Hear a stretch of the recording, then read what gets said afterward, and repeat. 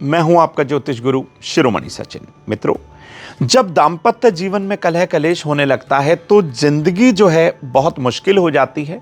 हर जगह आपको नाकामी देखनी पड़ती है, हर जगह आप असफल हो जाते हैं, क्योंकि कहा जाता है कि जब आप अपने घर से निकलते हैं तो वही ऊर्जा, वही ताकत, वही सकारात्मक एक प्रभाव घर से लेकर निकलते हैं।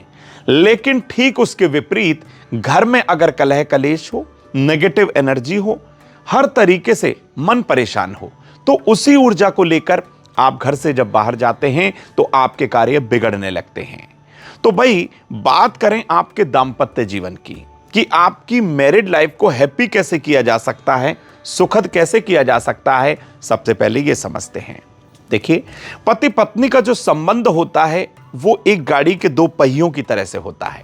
यदि एक भी डिसबैलेंस हुआ तो मान के चलिए आपकी खटपट होना शुरू हो जाएगी। लड़ाई झगड़े, पारिवारिक कलह कलेश, छोटी छोटी बातों को लेकर आप तूल पकड़ लेंगे। लेकिन दाम्पत्य जीवन के अंदर कलह कलेश क्यों होता है? यदि पति पत्नी में से कोई भी एक मांगलिक है तो भी कलेश हो जाता है। पति पत्नी में से किसी भी, दोनों में से किसी भी सप्तम भाव पर, किसी के भी सप्तम भाव पर यदि पापी ग्रहों का प्रभाव है तो भी अक्सर कलह कलेश हो जाता है। छोटी सी बात का बतंगड़ बना देना, छोटी सी बात का तूल पकड़ लेना उस पापी ग्रह की आदत होती है, जो आपके दाम्पत्य जीवन को खराब कर देता है और हर तरीके से आप एक दूसरे के साथ वैर विरोध में आ जाते हैं। लेकिन अब ऐसा बिल्कुल ना करें। सबसे पहला कार्य, अपने दाम्पत्य जीवन को सुखद करने के लिए एक दूसरे की बात को एप्रिशिएट कीजिए, एक दूसरे की बात का आदर कीजिए। पहली बात। दूसरी बात, आपको लगता है कि आपके दाम्पत्य जीवन में कलह कलेश है, पति पत्नी दोनों मिलकर शांतिपूर्वक एक बार उस बात को सोचिएगा जिस बात पर आपका कलह कलेश चल रहा है। एक दूसरे को सपोर्ट करिए, एक दूसरे की बात का सम्मान करिए।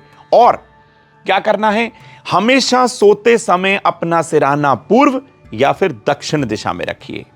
हमेशा अपने शयन कक्ष बेडरूम में हल्के रंग की बेडशीट का प्रयोग करिए। हमेशा अपने बेडरूम में काले नीले वस्त्र बिल्कुल ना रखिए, हटा दीजिए वहां से। और लाल रंग या नारंगी रंग का प्रयोग आप अपने बेडरूम में जरूर करेंगे। अब आपको बता दूं, हमेशा जब पति पत्नी एक बेड पर सोते हैं, यदि वो बेड ससुराल पक्ष से मिला हुआ है तो बहुत उत्तम होगा। राहु का दुष्प्रभाव कम हो जाएगा। और उस ससुराल से मिले जो बेड है उसके चारों कॉर्नर पर आप चांदी का एक छोटा चौकोर टुकड़ा चिपका दीजिए, दुष्प्रभाव कम हो जाएगा।